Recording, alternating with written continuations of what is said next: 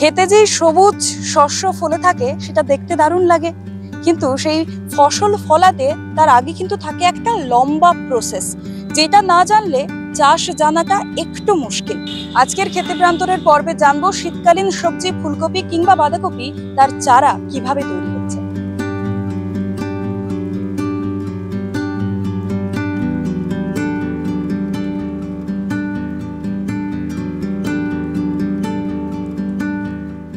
দাদা, এই বীজতলাটা ক বিঘা জমির উপরে আছে?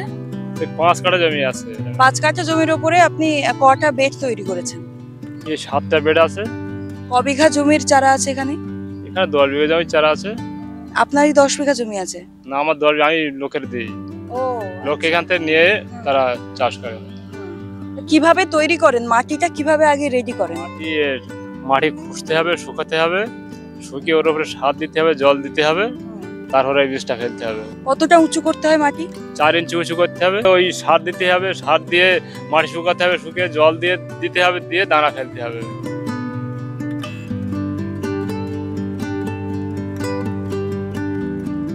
ফুলকপির কি বীজ হয়? ফুলকপি ফুটে যাবে, ফুটে গিয়ে সরিষার মতন ফুটি হবে, ফুটিতে দানা হবে। আচ্ছা, বাঁধাকপিরও তাই? বাঁধাকপি তাই। এ ফুল যে কপি যাতে এত বড় হয়ে আসছে, ওই কপিটা না কাটলে ফুটে যাবে, ফুটে গিয়ে সরিষার মতন ফুল হবে। সরিষা যেমন ফুটি হয়, এও তেমন ফুটি হবে, আর সরিষার মধ্যে যেমন দানা হয়, এও তেমন দানা হবে। আপনি কি ফুলকপি ফলিয়ে ওখান থেকে দানা নিয়ে তারপরে এটা করেন নাকি কিনে আনেন বাজারে? দানা কিনে আনি। আচ্ছা, কোন দানাটা সবচেয়ে উৎকৃষ্ট, কোনটাতে ফলন ভালো হয়?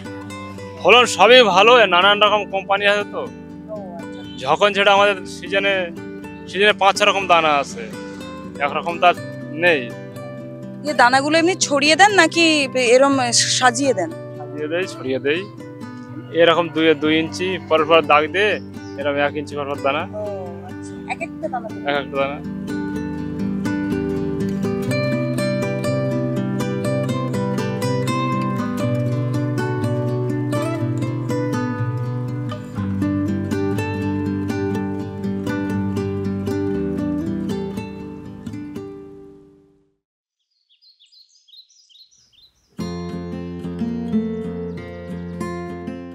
কপির চারা কিভাবে তৈরি হচ্ছে সেটা আপনাদেরকে দেখানোর জন্য আমার মনে হয় যে এর চেয়ে ভালো জমি আর আমরা পাবো না। কারণ এই যে বীজতলাটাতে আমরা দাঁড়িয়ে আছি, এখানে প্রত্যেকটি আলাদা আলাদা বেড রয়েছে এবং প্রত্যেকটি আলাদা আলাদা বেডে চারা গাছের কিন্তু সাইজ আলাদা। কোথাও চারা গাছ সবে জন্মাচ্ছে, কোথাও একটু বড় হয়েছে, কোথাও তার চেয়ে বেশি। আর এই দিকে যেমন আমরা দেখছি যে এটা প্রস্তুতি হয়ে গেছে যাওয়ার জন্য, কিংবা মাঠে এটা রোপণ করে এখান থেকে ফুলকপি হওয়ার জন্য।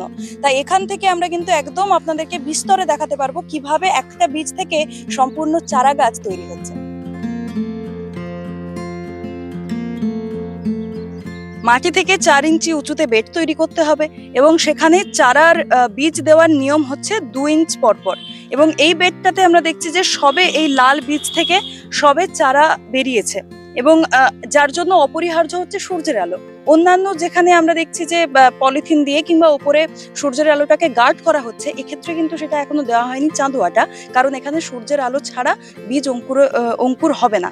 এই সবে এই চারা বেরিয়েছে এবং অদ্ভুতভাবে এই ছোট্ট ছোট্ট চারা ওইভাবে বড় গাছ হবে মাত্র 10 থেকে 15 দিনের মধ্যে। আমরা দেখলাম যে এখানে যে কটা বেড আছে সব কটাতে চারাগুলো আলাদা আলাদা সাইজের, কোনটাতে সবে উঠেছে, কোনটাতে আবার রেডি হয়ে গেছে বেরোনোর জন্য। তো আপনি কি আলাদা আলাদা সময় এগুলো রোপণ করেছেন? আলাদা আলাদা সময় রোপণ করা হয়েছে। জল দিয়ে যেতে হবে, জল না দিলে ছোট চারা সবাই রোদে শুকিয়ে যাবে, যার কারণে এই জল। এই পলিথিন কেন দেওয়া? পলিথিন ওই যখন দানা ফেলা হয়, বিচুলি দিয়ে চাপা দিয়ে ওপরে দড়ি দেওয়া হয়, ঢাকা দেওয়া হয়। ঢাকা না দিলে ওই রোদের তাপ লাগলে মাটিতে চারা হবে না। আচ্ছা, মানে রোদটা যাতে তাপটা আসে, আলোটা না আসে, দানার উপরে না লাগে। আচ্ছা, রোদের তাপটা দানার উপরে যেন না লাগে।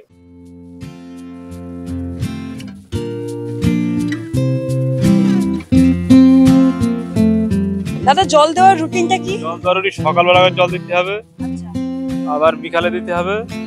রস এখন তাতে রোদ্দুরের সময় জল দিতে হবে, জল না দিলে চারা হবে না, ভালো হবে না। দেখতেন তো মাটি সব শুকিয়ে সাদা হয়ে গেছে।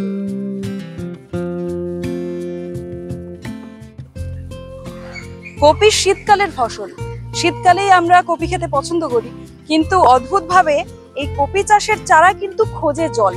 জল ছাড়া এই চারা হওয়া অসম্ভব। এই কিছুক্ষণ আমি জল দিয়ে গেলাম, একটু পরেই এসে দেখবো মাটিটা শুকিয়ে গেছে।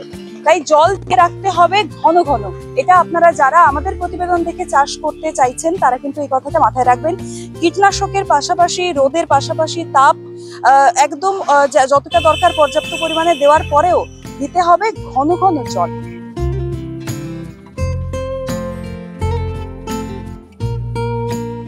বীজতলাতে সার আর জল পড়ার পর তো ঘাস জন্মানোরও সম্ভাবনা থাকে। ঘাস তুলে নিতে হয়, নিডল দিয়ে তুলে নিতে হবে, তুলে পরিষ্কার করে নিতে হবে। নিজে বেছে বেছে তোলেন? নিজে বেছে বেছে তুলে অপরকে দিয়ে তোলা হয়। ক মাস পর্যন্ত আপনার এই বীজতলাটা থাকবে? আমাদের বীজতলা 2 মাস। 2 মাস।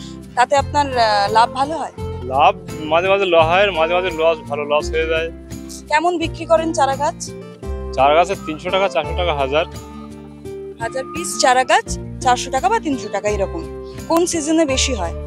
এই সিজনটা কম হয়, বর্ষা সিজনটা বেশি হয়। তা এই যে আপনি এত কষ্ট করে এখানে হচ্ছে বীজ বপন করার পর থেকে চারা হয়, সারা দিন ধরে যত্ন করেন, তারপর যে বিক্রিটা করেন, তাতে আপনার লাভ থাকে তো? লাভ অনেক সময় হয়, অনেক সময় লসই হয়ে যায়। দানার দাম বেশি হয়ে গেছে, কীটনাশকের দাম বেশি, 8 গ্রাম 8.5 গ্রাম তেলের দাম 460 টাকা। এমনি সব পয়জন দাম বেশি, আর ওইসব কিনে তো লাভ। মোটামুটি যত আপনি খরচ করেন চারা যখন বিক্রি করছেন তখন মোটামুটি পুষিয়ে যায়। হ্যাঁ, আর মাঝে মাঝে লস, মাঝে মাঝে লাভ, ওর কোনো ঠিক নেই।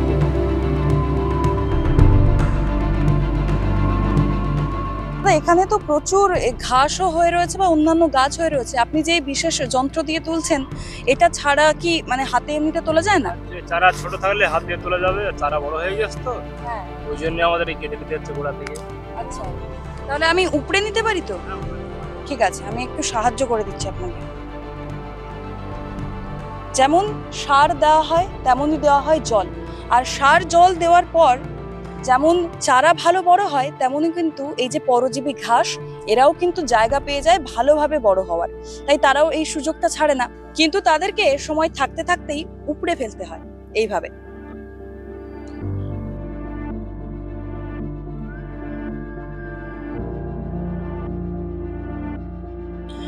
এই গরমে দেখছি আপনি সকাল থেকে এতবার জল দিয়ে দিলেন, কারণ এই জল দিয়ে যাচ্ছেন, এই মাটি শুকিয়ে যাচ্ছে। তাহলে যখন চড়া রোদ, মাথার উপরে সূর্য, ভাদ্র মাস কিংবা ওই সময়কার গরম, তখন কি করেন?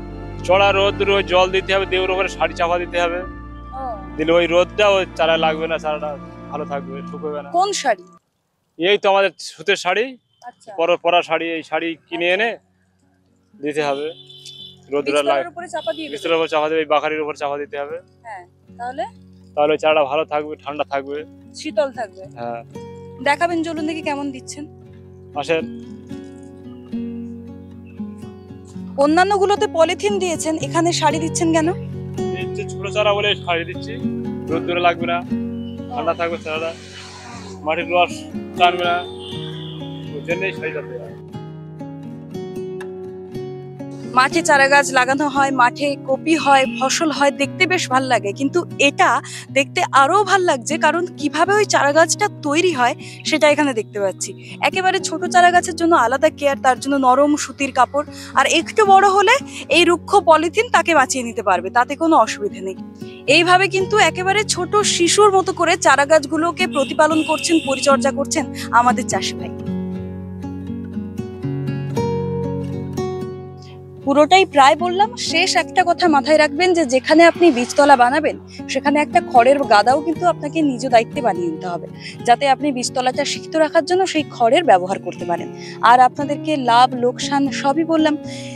মাত্র 5 কাঠা জমির উপরে 10 বিঘা জমির চারা, আবার কিন্তু পুনরাবৃত্তি হচ্ছে, চক্রাকারে ঘুরছে। আপনি একবার চারা তুলে নিলেন, তারপর আবার বীজ দিয়ে আবার সেখান থেকে চারা তৈরি করে বিক্রি করতে পারেন। তাই লাভের অঙ্কটাও রয়েছে, ভালোই করতে পারেন, বীজতলা বানাতে পারেন, এবং অবশ্যই কপি চাষের জন্য আপনার এলাকায় যোগান দিতে পারেন কপির চারা। ক্যামেরায় সুরজিতের সঙ্গে পায়েল, ক্যালকাটা নিউজ।